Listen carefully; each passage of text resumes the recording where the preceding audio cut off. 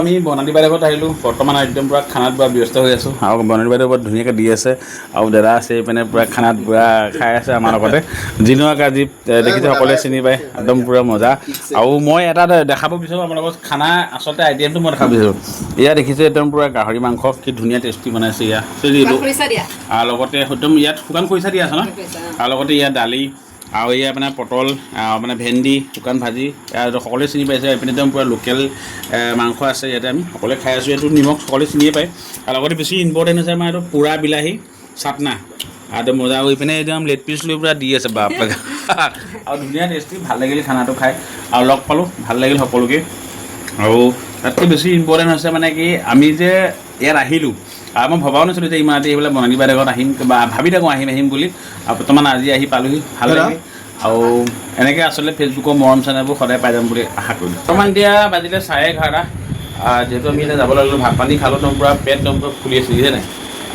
যিহেতু বৰ ধুনীয়াকৈ খানা বনালে বৰ্ণালী বাইদেউ আৰু বাকী দাদা আছে আমাৰ জুনিয়ৰ আছে। বাকী আমি এতিয়া যামগৈ বুলি ভাবিছোঁ কাৰণ গাড়ী আছে আমাৰ জুনিয়ৰ 12:30 বজাত। অজন্তাই হোৱাৰ পিছত আকৌ আমি তেওঁলোকক উঠাব লাগিব।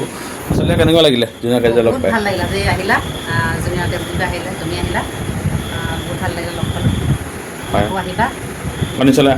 আৰু দাদাৰ পৰা অকণমান দুআষাৰ ল'ব বিচাৰোঁ। দাদা আচলতে একদম মই ইমান ভালকৈ চিনাকি নিদিওঁ আৰু সকলোৱে চিনি পায় চাগে। আৰু তেখেতৰ যি কথা আৰু দেখিছে এইজন ৱাইফ আৰু এই হাজবেণ্ড চবখন আপোনালোকে এটা কমেণ্ট কৰি মিলে জানো কওকচোন বাৰু।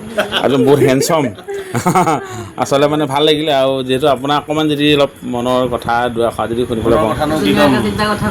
মিছেছৰ থ্ৰুৱেদিয়ে তোমালোকক লগ পালোঁ, ভাল লাগিলে। এজন বহুত দূৰৰ মানুহ নামনি মানুহ আহি আমাৰ ইয়াত আহিলে, ইয়াত চিনাকি হ'লোঁ, ভাত খালোঁ, একে ককাই ভাই লিখিয়াকৈ ভাল লাগিলে। আচ্ছা আকৌ লগ পাম বুলি আৰু দাদা এজন সাংবাদিক আছিল আৰু এতিয়াও সাংবাদিকো বৰ্তমান এতিয়া নহয় মানে আগতে এটা সময়ত আছিল আৰু বহুতখিনি আছে। তেওঁৰ ষ্টৰি আমি কেতিয়াবা জানিম আৰু বুজিম অকণমান তেখেতৰ ষ্টৰি আমি কেতিয়াবা আমি আপোনালোকক দেখাবলৈ চেষ্টা কৰিম। আৰু জুনিয়ৰ দা কেনেকুৱা লাগিল বৰ্ণালী বাইদেউৰ ঘৰত আহি?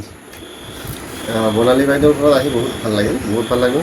মই বিশেষকৈ দাদাক ভাল পালোঁ। দাদাৰ যিটো গহীন গম্ভীৰ যিটো ৰূপ সেইটো আমি কেলকুলেট কৰিব পাৰোঁ তেখেত কেনেকুৱা মানুহ।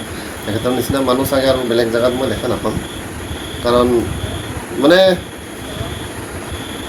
মানে এক ছেকেণ্ডত বিশ্বাস কৰিব পাৰি তেনেকুৱা মানুহ যায়। চ' আৰু বহুত ভাল লাগিল আমাৰ বৰ্ণালী বাইদেউ ইমান ধুনীয়াকৈ খোৱালে, একদম ফেণ্টাষ্টিক। আৰু মই যে কিবা এটা উপহাৰ লৈ আহিছোঁ বা মই যে কিবা এটা দিব পাৰিছোঁ শিৱসাগৰত গৈ যিখিনি বানা কাৰণতে লোকক, তাৰ কাৰণে চাগে ভাল ভাল মানুহবোৰক লগ পাই আছোঁ, ইমান মোক মৰম কৰিছে। বাছ চাফিচিয়েণ্ট একদম। আৰু যাতে কেতিয়াবা আহিব পাৰোঁ সেইটোৱে কামনা কৰোঁ। সকলোৱে বাচি থাকক। আৰু মই এটা মনৰ কথা কওঁ, মই বৰ্ণালী বাইদেউক সুধিছিলোঁ আপোনালোকৰ আপোনাৰ হাজবেণ্ড খঙাল নেকি বা আপোনাৰ দাদাই বেয়া পাব নেকি বা আমাক কেতিয়াবা মানে দাদাই কথা চথা নাপাতিব নেকি।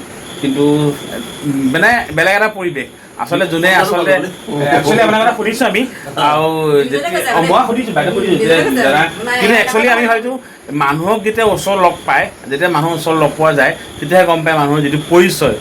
দাদাক সঁচাকৈ লগ পাই বহুত ভাল লাগিল। আৰু যাতে মানে এনেকুৱা এটা হৈছে সময় বাগৰি গৈছে যে আৰু কথা পাতি থাকিম নেকি, আৰু বহুত ষ্টৰি আছে আৰু নিশ্চয় আকৌ লগ পালে কথা পাতিম। আৰু আজিলৈ সকলোকে গুড নাইট জনাইছোঁ। দাদাকো বহুত বহুত ধন্যবাদ। আৰু এজন ভাল মনৰ মানুহ আৰু কথা পাতিলে হয় আলু পিটিকাৰ লগৰ হয় প্ৰত্যেকখন আঞ্জাতে আমি মিলি যাওঁ। আচ্ছা সেইটোৱে আৰু চলি যায়, নিৰামিষৰ লগতো চলি যায়। আৰু সেইটো কাৰণে ভাল লাগিল দাদাকো লগ পাই। আৰু সঁচাকৈ মানে যোনে কথা পাতিব গম পাব। যোনে লগ পাইছে নিশ্চয় কমেণ্ট কৰি জনাব, যোনে চিনি পায় এজনে কমেণ্ট কৰি জনাব। আৰু ভাল লাগিল।